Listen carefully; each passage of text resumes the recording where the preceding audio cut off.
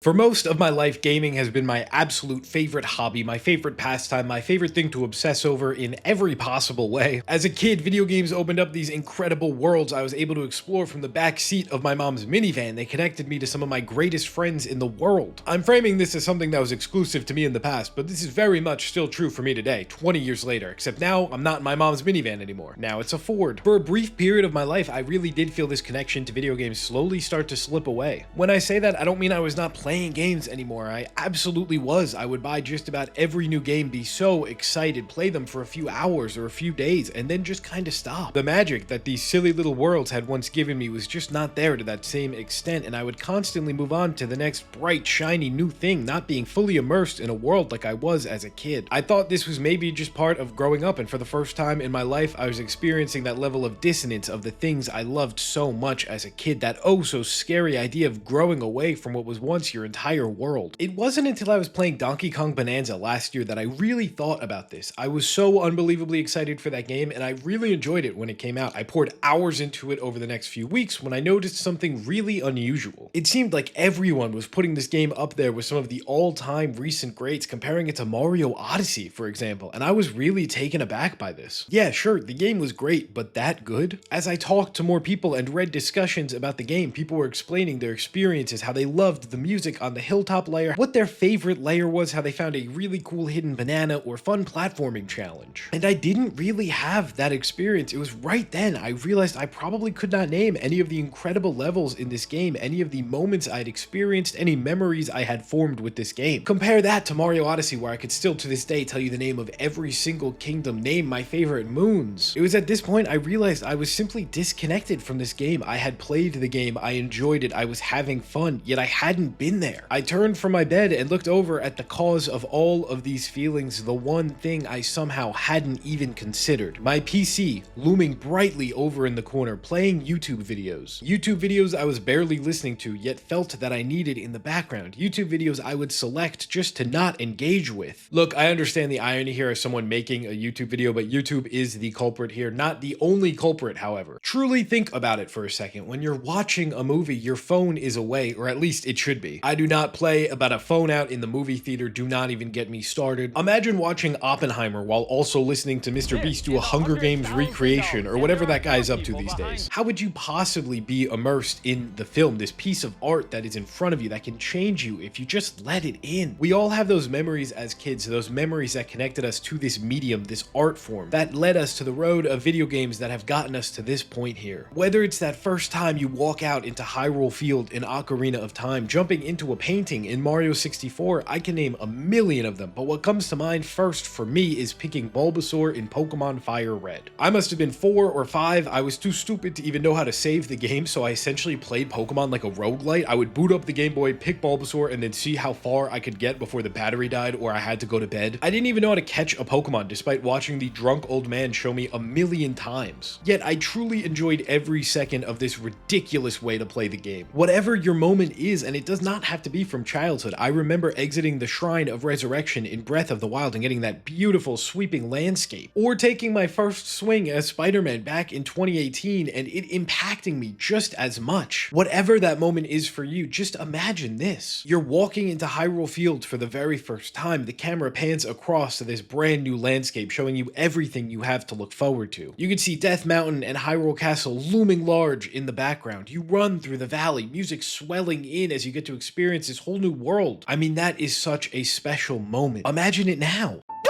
You spend $120,000 in a year, you dumb making $30,000. Or this, walking into Hyrule Field. Oop, it's a loading screen. Time to take out TikTok and scroll a little bit. All right, loading screen over. Oh, now it's a cutscene. Time to take out Instagram Reels and scroll a little bit. Do you see what I mean? Sure, you may be more entertained, although I may argue you're misinterpreting entertainment as overstimulation. But either way, that is undeniably a different experience. You are depriving yourself of immersion, which is the best part about video games, what makes them so special. Video games are one of a kind. They are an interactive art form that offers a world, a story, pure and total immersion, and all they ask for in return is your attention. And an increasingly growing price tag, obviously. Every time you check your phone while playing a game or break out to go change the YouTube video you're watching, you're costing yourself way more than those few seconds or minutes without even knowing it. I can't believe I'm going to reference an actual scientific study in a YouTube video about video games, but hey, it proves my point more than anything else. According to Dr. Gloria Marks, after any sort of interruption to your flow, in the study specifically it was work, but it applies to just about any area of concentration or that kind of flow state. It takes the brain about 23 minutes to readjust fully to your initial focus. So if you're playing a game and check TikTok or Instagram real quick, you're really costing yourself an immense amount of time. On top of that, studies show that in order to create memories, the brain needs that sustained attention. When you think back to games you played as a kid or even just a decade ago, those rose-colored glasses are real because you let yourself actually form memories there. The reason you can't remember the games you played last year isn't because they were forgettable, it's because you weren't there. If you've been playing video games your entire life, you probably have memories that are basically photorealistic. You can describe them like they happened yesterday. Again, you might be able to describe that exact moment you stepped out into Hyrule Field, the way the camera pulled back, the way the music swelled. You remember that feeling. You can probably describe that moment you picked your starter in any Pokemon game, whatever your first one was. You can probably describe getting in the boat in Wind Waker for the first time, sailing across to the open ocean, the wind, the music, the terrifying feeling of being on the open ocean. That last part might have just been me, because my god did this freak me out as a kid. Starting a new world in Minecraft for the first time, that first night when monsters started appearing, having to build a little hole in a cave just to hide for the night. These memories are embedded in our brains. I could probably write a 2,000-word essay about any one of these and still not run out of stuff to say. Now, can you describe a single specific moment from a game you've played within the last 6 months with that same level of vividness? Not something like beating the final boss or a major revelation in a cutscene, but just a specific, simple moment. The feeling it gave you. For a lot of people, that answer is unfortunately no. You cannot. You played an entire game and the best you've got was, yeah, it was good, and you kind of just move on. And before you assume that this is because new games are worse, it is not that. Sure, some new games are worse than some classics, but a lot of modern AAA games are arguably better in a lot of ways than those past games. Better graphics, better writing, better music, better worlds, better animation, huge quality of life features. By most objective measures, modern games should be more memorable, not less, but they're not because you were not there when you played them. The reason those childhood memories are so vivid is not that you had a magical brain back then. The reason is that you actually showed up. You had no choice. You didn't have a phone in your other hand. You didn't have a podcast running in the background. You were just there, fully with the game, with the world. These memories are not impossible to make anymore. They're sitting there waiting for you to give the medium what you used to give it for free. In my life, whether it's games or working, I absolutely feel this, and of course it makes sense why. The attention economy has erupted in the last decade. Every single thing in the world is begging, screaming, being legitimately harnessed to be the most addictive possible version of itself in order to keep you hooked. In the face of an infinite scroll where your brain is constantly being flooded with dopamine, it's a no-brainer that playing a video game may not feel as fun, which is crazy to say. Oh, what, I have to slowly climb this huge mountain in Breath of the Wild instead of watching 100 million funny videos literally tuned to my exact taste? I'm a chud, I'm a chud, I'm a fat little chud. Video games can quickly go from being the escapism to actually being something you feel like you have to will yourself to do. What are we even talking about here? How many times do you get home from work excited to play the newest game or dive into an old favorite and end up sitting on your phone for hours? I think everyone can relate to that at this point, and it's not even just games. Whatever you love to do, whatever your hobby is, it's being slowly taken over by this brain rot. And it is not a surprise we got to this point. We got here slowly but surely, and it really all starts with the iPhone. Yeah, duh, everything related to attention ever starts with the iPhone. The downfall of our society starts with the iPhone. But in addition to what we normally associate the iPhone with, I think it specifically altered something in our minds when it comes to gaming. Only a few years after the iPhone entered public consciousness, mobile gaming was everywhere. People that never touched a video game in their lives were suddenly hooked on stuff like Candy Crush. These games on iPhone were built to be games you would play while doing something else, waiting in line, watching a TV show, even having a conversation. Something like Cookie Clicker, which is a game built on just passively tapping the screen, eventually became one of the biggest games in the world. And with that small screen providing you your gaming fix, the big screen is still available to watch or listen to. What a world. I can play a game while also watching The Office. Are you kidding me? That's heaven. Sure, we have always had this to an extent with handheld gaming, but those games demanded your attention in a larger way than something like Candy Crush. Pokemon on the Game Boy or DS still provided you with a world, lore, a story, beautiful locations to keep track of and lock into. Whereas these new mobile games were solely being built to not be played like any other game before it, to be passively consumed. It feels like anytime anyone is talking about how gaming got to the point it is today, Fortnite just has to be mentioned, and well, I'm doing it too. Battle Royale games were absolutely massive in the heyday of Fortnite, and these games provided an interesting new dynamic for gamers. You land, loot up, then get into fights. Why am I explaining the concept of Fortnite? I think literally everyone in the world knows how this works. But these games inherently have a lot of downtime. You could theoretically go a full 20 minutes or so without seeing another person, meaning most of your time is spent running around or looting with very little action. It's not a surprise in these moments people would throw on a Twitch stream in the background or a YouTube video essay or whatever it might be. And hey, fair enough, you aren't missing much when playing these kinds of live servicey multiplayer games while listening to something else. I get it. But when the option comes around to play a different game, it's very hard to put the idea of listening to something back in the bottle. Why would I now decide to play Alan Wake 2 or Elden Ring, games where I have to lock in and focus when I can mess around in Fortnite or Marvel Rivals while listening to the history of Disneyland animatronics? This almost subconsciously shifts your brain into viewing these more cinematic, single-player, narrative-driven games into work. And when a dreaded cutscene appears, chances are you'll whip your phone out or skip the cutscene entirely. And a major part of this comes from AAA games themselves, who of course saw the writing on the wall and started shifting to accommodate the people paying half attention. This is not just a gaming-only problem, by the way. Netflix is now demanding plot points be reiterated multiple times throughout a movie so the audience that is only watching on their phone can keep up. That one really, truly hurts me, and oh man, can you absolutely feel these changes. Cough, Stranger Things finale, cough. This has also happened to gaming generally. Every interview, developers will always talk about how these games respect your time. Great, I would hope so. I'm obviously a very busy man. I have to make a video complaining about how people play video games wrong. But what does this actually mean in practice to respect the time of the gamer? Is it scaling back the ridiculous bloat we have seen time and time again in these massive open world games? No, it's not that. It feels like this just means it's easier to half engage with this. It doesn't demand your full attention. Now, something I think is really interesting is thinking of the games that are most commonly hailed as absolute masterpieces of today. The 10 out of 10s, the must-plays, the cultural phenomena that takes over. Elden Ring is a game that does not want your attention. It demands it. If you are distracted for even a second, it's just simply over. FromSoft does not concede video games as an art form at any point. They simply hone their skills over the course of decades. They don't give gamers what they think they want, they give them what they need. No difficulty options, a true authentic challenge, a world that is fascinating to explore, where discovery in and of itself is the reward. A game that grips you so hard you don't want to look away, and that is what it's all about. Death Stranding was clowned on a lot before its release. Oh, what am I gonna do? Walk around as Daryl from The Walking Dead? How exciting could that possibly be? This is a game about walking. If anything, it should make you want to look away, put on a video, yet it doesn't. The gameplay is slow, meditative, purposeful. That's what makes this game special. It forces you to slow down. It does not care if your attention span has been fried alongside everyone else's. It does not bargain with you. It provides you a once-in-a-lifetime type of game that you will never regret taking up. The Outer Wilds is a game that simply cannot be played at half attention because the core mechanic is attention. The entire game is clue-based, based on the environment around you. The story is told through scattered written texts you have to read, remember, and connect. No big quest log, no summary screen. If you're checking your phone, you miss the breadcrumb, you miss the connection, you miss the game. Yet another game that refuses to concede, and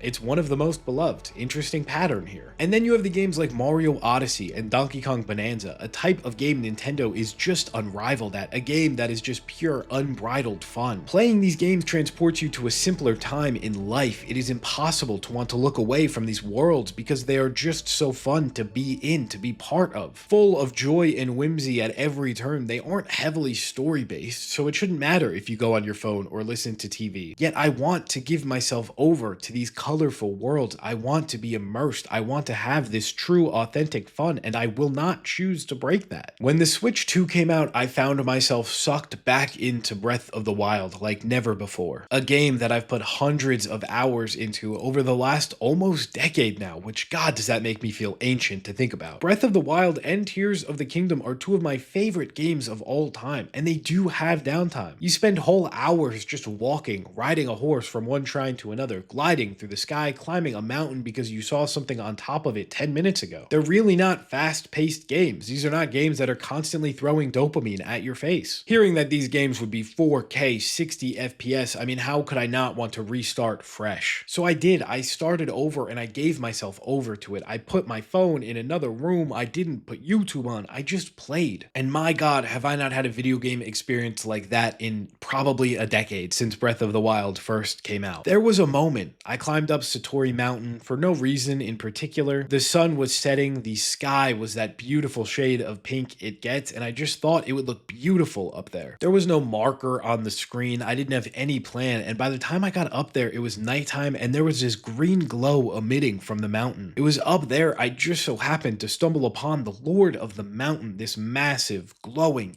antlered creature that just stood there in the moonlight watching me. Something I had somehow completely missed in my countless playthroughs up until this point. And I just stood there, smiling, taking it all in. I was filled with this sense of childlike wonder, finding a new discovery in a game I thought I had fully discovered. That was the moment I understood what I had been doing to myself, depriving myself of the ability to actually be in these worlds, to get lost in them, to live in them, like I used to as a kid. These games helped me reframe everything. The downtime in Breath of the Wild is not a flaw, it's not padding, it's not there for you to do something else. It's the part of the game where the game just takes a moment and breathes. And if you let yourself breathe with it, it gives you back something you forgot games could give you in the first place. I started this video by saying gaming has been my favorite thing in the world since I was a kid in the back of my mom's minivan, and that is still true. That part hasn't changed and it never will. What changed for a little bit there is me, what I was willing to give it. For a long time, I treated video games like background noise, something to do while I did the real things like scrolling my phone and watching YouTube videos. From there, the medium I loved more than anything became something I would buy, play for a week, and forget. The magic wasn't gone, I just wasn't letting it in. And I don't think this is unique to me. I think we can all relate to this in some capacity. The deal that video games make with you is so simple. They ask for your attention and they give you a whole world. When I climbed Satori Mountain with no plan and no phone and no YouTube video playing, I remembered what that deal was like. I remembered why I fell in love with this in the first place. I recently played through Pokemon Leaf Green when they added it to the Switch, and I put like 70 hours in it, just obsessed. A game that came out when I was 3 years old that is not exactly the most exciting gameplay loop, but my God, did I have the time of my life. So give it a try, put your phone away, pick one game, replay something you barely played the first time, sit with the slow parts, let yourself be bored for a minute or two, because the boredom is where the meaning lives. I would genuinely love to hear what people think of this video. If you can relate in any way, or if you can't, please let me know. Let me know if there's a game you're gonna try again or play for the first time with full undivided attention, and let me know how magical that is. The games are still there. They've been waiting.